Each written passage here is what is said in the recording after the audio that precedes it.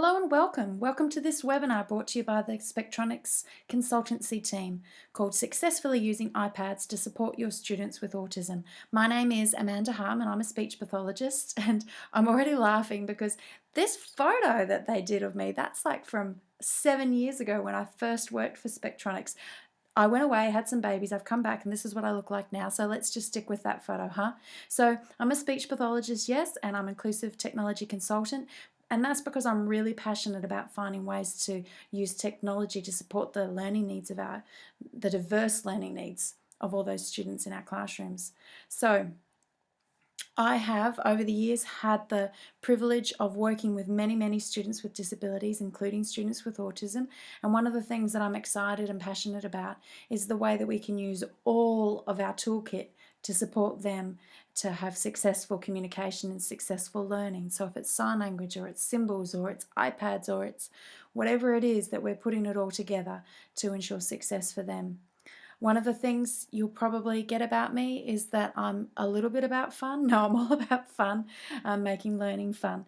And hopefully that some of that comes off across today and inspires you to help you have success in your classrooms for students with autism. All right, so Spectronics, I'm very honoured to be a part of the Spectronics team, and you should be following us on Facebook and Twitter if you're not already. And also the blog is a great landing spot for you to go to, I should say, that will really give you lots of good information and regular updates so that you're keeping everything up to date in terms of inclusive technology for your students. This is just a preview of the webinar about supporting students with autism. If you would like to watch the full version, the full webinar about successfully using iPads to support students with autism, then you need to join our Spectronics online subscription service, which is going to be a fantastic resource because not only does it allow you to access the full version of this webinar, but also a whole variety of other webinars and other online content that's going to be really fantastic. And don't forget, we're going to be updating it regularly, so there'll always be new information there. So it's something that you really need to consider. All right, so today's webinar, as I said, is all about autism. And we know that students with autism have their difficulties across three main areas: communication, social development, and behaviour.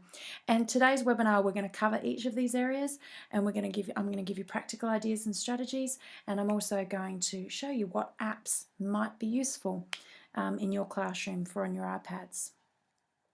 Now, can I just say, because I get asked all the time, what's that single best app for autism? Well, there is no such thing as one single best app for autism, okay? Because we have so many different things out there, and it's important to keep stock and analyze all of those different apps so that we can find different ones that do a wide range to meet the needs of our students. Here's the key point. I really need to get this across. Don't throw the baby out with the bathwater. Remember that the iPad is just one tool in our toolkit, and just because we have it, it doesn't mean that we should abandon or throw away all of those other fantastic support systems that we've already been using for a long time that successfully support students with autism. So don't go and throw away your PECS boards. Don't stop signing to them. Don't stop doing all of those other positive behavioural supports and techniques and strategies you've been doing, because all of that can be amalgamated together alongside the iPad for the best possible outcomes for our students with autism.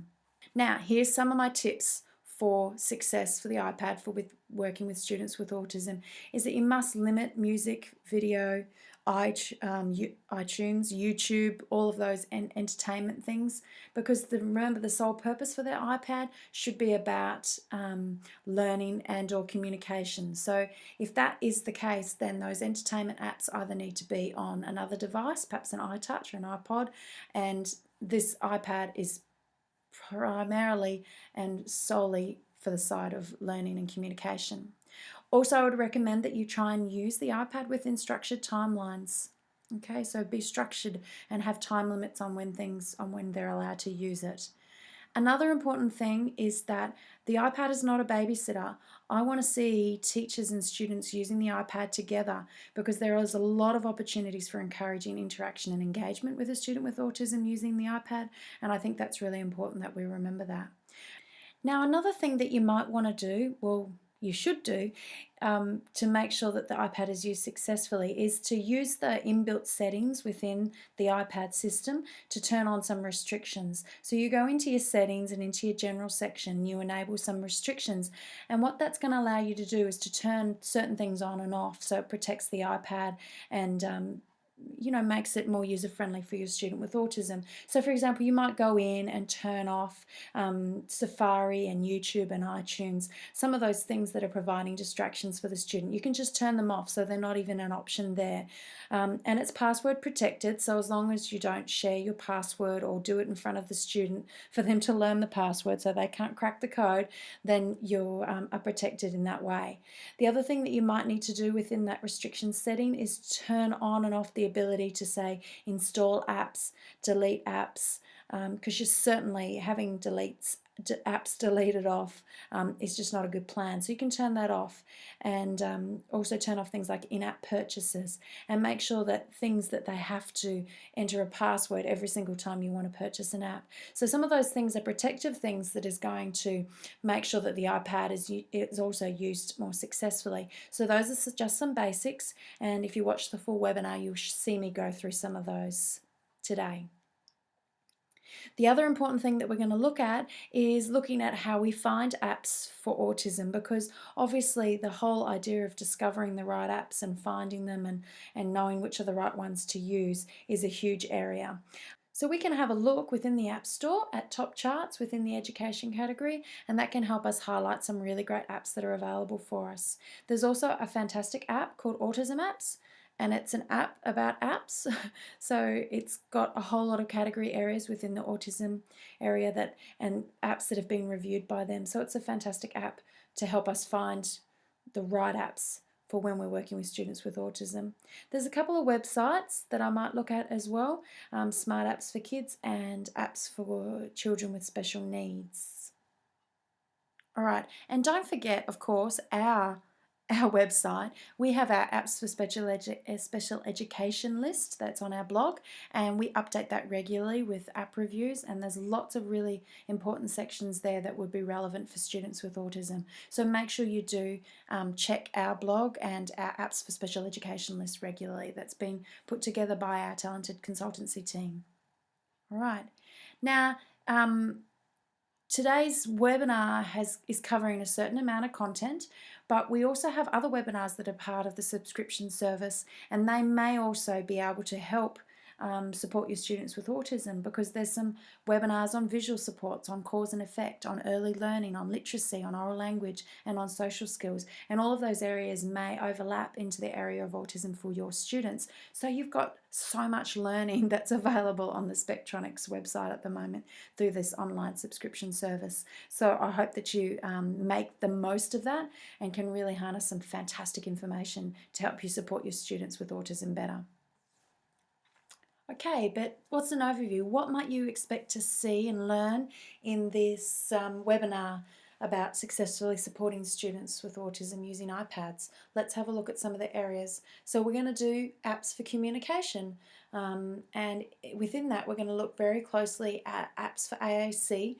I'm going to give you some strategies about how we, the things that we need to consider and how we pick the right apps, and there's so much that we need to consider as a team as we're going through this process.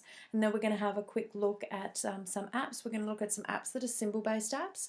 We're also going to look at some text-based apps. So all of these apps are about supporting the communication skills, so providing alternative augmentative systems for communication for those students with autism that have little or no speech. But we also have some social communication apps that I've sort of done a quick overview, because there's, that whole idea of chatting and social functions within communication is really important too. So that's just some of the sections that we're going to cover within this webinar.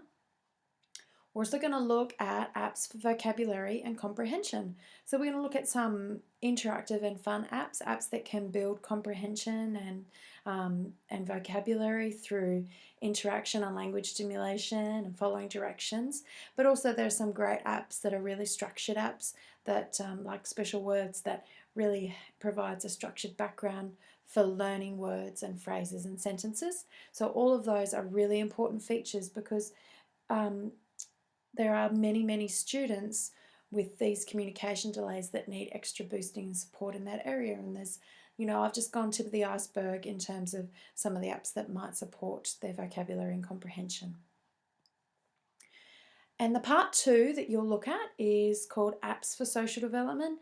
And when we're talking about social development, I've kind of broken it into 2 areas. The first area, we're talking about early interaction skills and all those apps that are needed for early principles for social development. So engagement and joint attention and eye contact and turn taking, all of those early goals that we're trying to achieve that are an important part of the social skill process. And then we do another whole section on social skill development itself. So we're looking at feelings and apps that can teach a student ability to recognize and identify feelings and how to handle feelings and deal with feelings. We also will be looking at friendships and looking at ways that we can help students with autism to maintain and keep friendships. We'll look at problem solving, conflict resolution, conversations, and all of those things that play an important role in the social skill development for students with autism. So we're going to touch on some apps there, and I'll also talk about, of course, the idea of implementing social stories across those. And then part 3 is apps for behaviour. And when we're talking about behaviour, probably the biggest section that we're going to cover within this section is about how we can use visual tools and the use of visual tools to support the behaviour for students with autism. So we're talking about schedules and routines and timetables. We're talking about reward systems and visual timers. We're talking about all of those things, social sequences and stuff, that all of that can really support behaviour in the students with autism. So in a really quick nutshell, those are the 3 main areas that we're going to cover in today's webinar.